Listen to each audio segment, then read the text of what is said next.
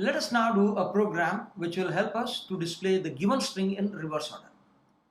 Now how to do this? What I can do is, I can now define two character arrays in a program. So let me define a character array as A, where the user is going to enter a string, and then this particular string has to be stored or displayed in a reverse order. Now before I display it in reverse order, what I'll do is, I'll display it as B.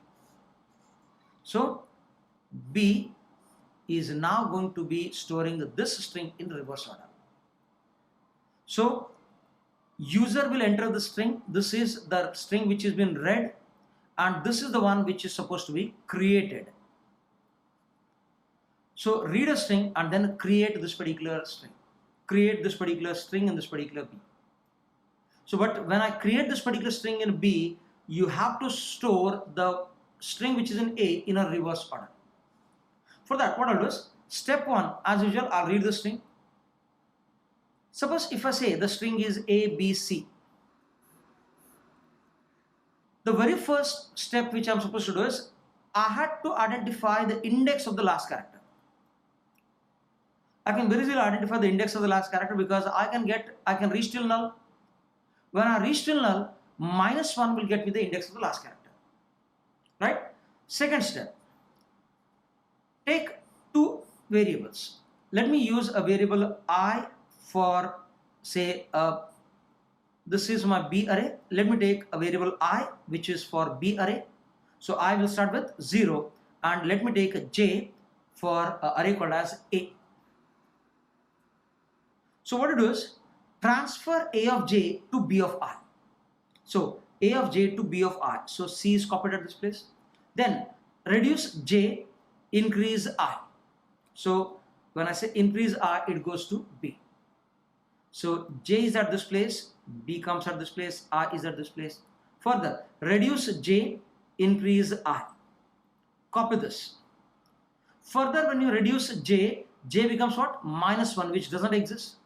When it says -1, stop this.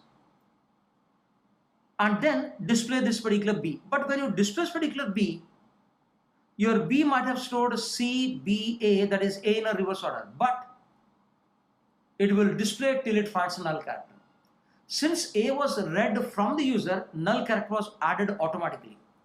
Here, I am supposed to do the operation of adding the null character.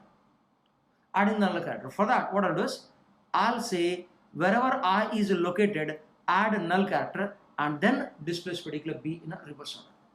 Right? So I had to first read a string, identify the index of last character, set a variable I for B, J for A, copy this till J reaches to -1 or J is greater than 0. And every time when you do this, copy this particular content, and at the end, your newly created array has to be appended with null character, and then display this particular array called as P. So let's put a program to do this particular operation. As usual, I have defined two character arrays, A to store the string and B to store the reverse of this particular string. Let's try this. Enter the text, read that into A. I'll read a string as say A, B, C, D, and then null character. The rest all are garbage values. The very first thing which ends up is semicolon. Now what this particular semicolon for loop does, identify and don't get distracted during the discussion.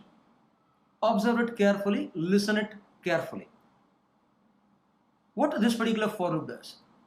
This for loop is basically used to reach till the null character. I'll keep on moving this particular I blindly without doing any operation till I reach to the null characters. Check this. I0, I0.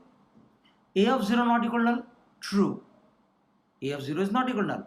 So if true, go to I++, because there is a semicolon, don't do any operation. Here k equal to I -1 is not an instruction which belongs to for loop. Keep it in mind. A semicolon end of for loop makes the loop to execute here itself. It begins this as stop and this as end. So what it does is, it will identify the index of null. So this is used to find index of /0.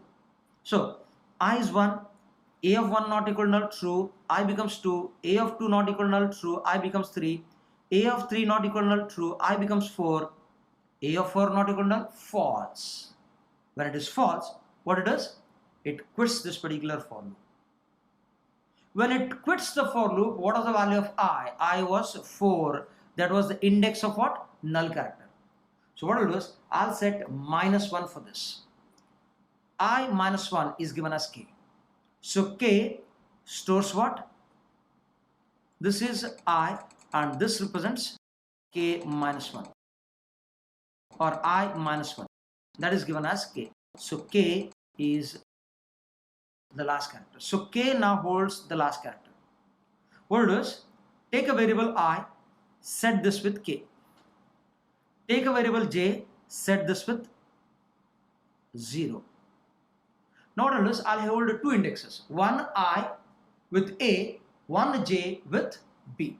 So here what we'll do is, we'll store the value of k to I and j as 0. For that, we'll copy the contents of A of I to B of j. Copy the contents of A of I to B of j. Till what value?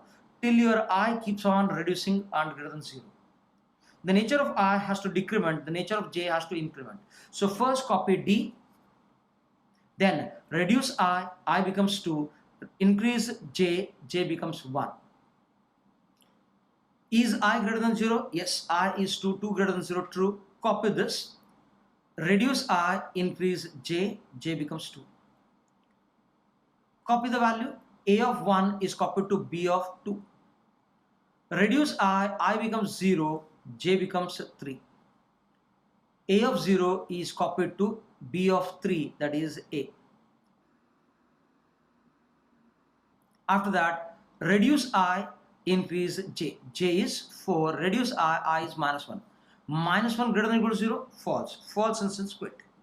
Wherever I quit, what I'll do is, I'll say B of j should be assigned to null. So I'll set this as null. So then printf reverse of string is +, B. So here we are displaying the contents of this particular B in a reverse order. So DCBA is the reverse of this particular string. So what we did was, we just stated two arrays, one as A and another as B. Read the character into A, created this particular B. First step is to identify the index of null. Go till null. -1 will give you the last character index.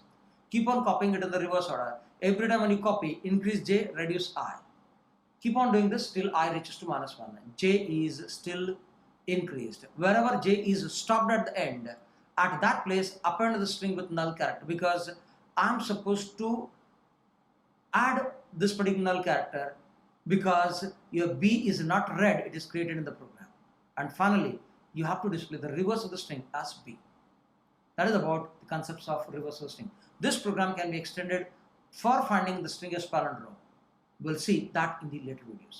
Thank you.